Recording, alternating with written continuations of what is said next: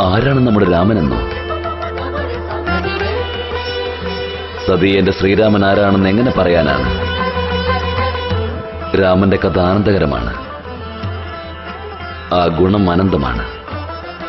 ആ രൂപം അഭൗമമാണ്. ഇത്രമാത്രം മനസ്സിലാക്കുക. പ്രപഞ്ചത്തിലെ യോഗിമാർ, മുനിമാർ, സിദ്ധന്മാർ നിരന്തരം നിർമ്മല ഹൃദയത്തോടെ രാമനെ ധ്യാനിക്കുന്നു. വേദപുരാണ ശാസ്ത്രങ്ങൾ അദ്ദേഹത്തിന്റെ കീർത്തികളെക്കുറിച്ച് വാഴ്ത്തിപ്പാടുന്നു. രാമൻ സർവം നമ്മിൽ വ്യാപിച്ചിരിക്കുന്നു.